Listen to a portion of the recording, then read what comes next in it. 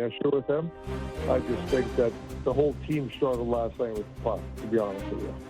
You're listening to Craig Berube, head coach of the Toronto Maple Leafs. Justin, you touched on it. Morgan Riley, I thought that was maybe his best skating game I've seen in a couple of years, to be quite honest with you. How much of a relief, or at least how happy you were to see Morgan moving so well? Yeah, I'm very happy. I thought all camp he moved like that, so I wasn't surprised. I mean, he's skating and doing the things that we want him to do and that he needs to do. I was pretty impressed with him last night.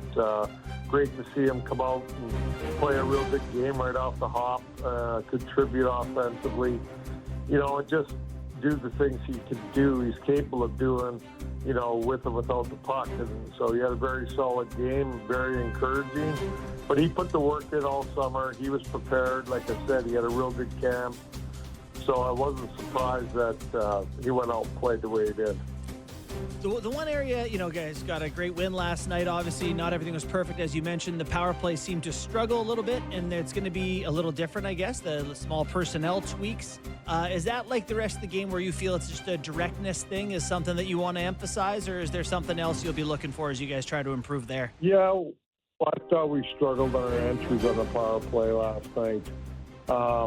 That's where the problems, in my opinion, came from. We only had two of them. We turned the puck over on one of them. They scored. The other one, we had the puck in the zone, and I thought it was just too slow moving the puck. I think, they just got to move the puck quicker. And then, obviously when you move it around, you don't want to overpass either, but you got to move it quick, and then it's got to go to the net at some point. And I didn't think that we did that, So, again, it's like our 5-on-5 game. We got to work on it, and we do work on it constantly. But we'll keep working on it, and it'll come around. But for me, it was the breakouts weren't very good in the PP last night. Ended up costing us a goal. Another good sign for me, anyways, was Bobby McMahon.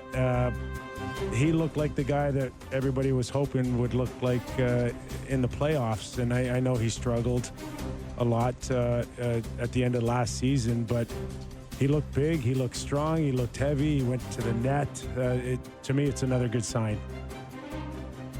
Yeah, and, this has been conversations with Bobby from the end of last year throughout the summer and before camp of how he needs to play, and I thought he executed that well last night.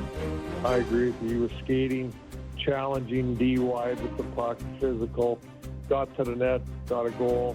I mean, those are the types, that's what he does for us, and that's what we need from him every night. I mean, so, again, good on him that, he took the information and he went out and executed it. Craig, I know that coaches would say this is a good problem to have. You have a guy like Calle Yarncroc who shows up at camp and looks great. Great camp, seems healthy, scores a goal last night. He's really good for you. There's a lot of people going, okay, well, where's Easton Cowan fit in? But Yarncroc's an experienced veteran guy for you. Does it complicate things? Obviously, it's good to have good players. Where are you at with Yarncroc, and when can we expect to see Cowan in the mix? Yeah, I'm glad we have Yarny because I think he's a guy that, you can use in different situations. He can play with good players.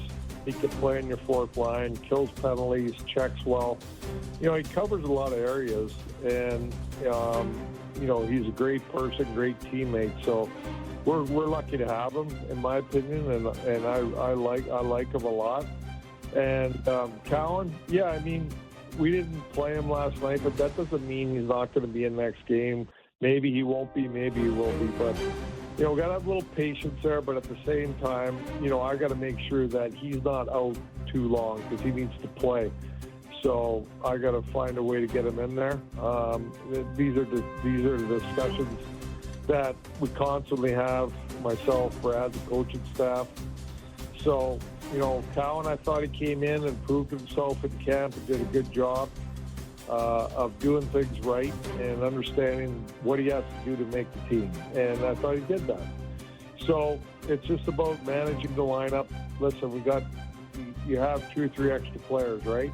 And we don't want them obviously sitting out too long. We want them all to play and contribute.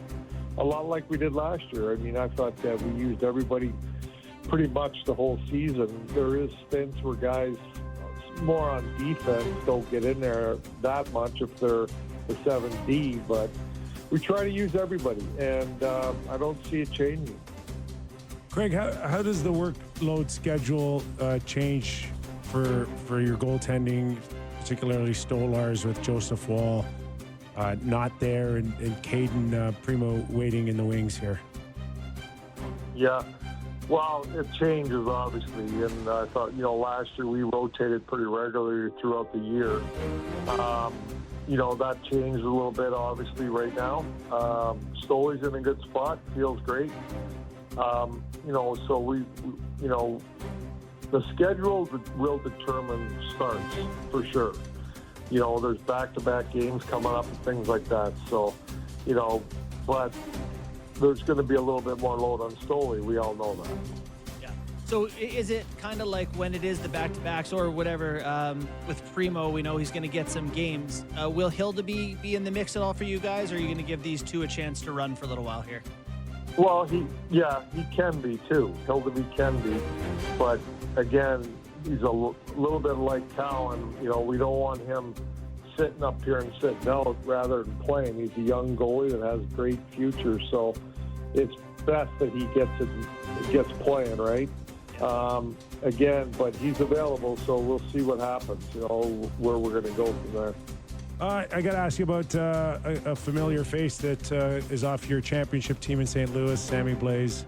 Was that your claim off waivers, or was that Brad Treliving's? That's Brad. But he's, Sammy, the name was brought up here before. So he knows that I coach Sammy, and, I like Sammy a lot.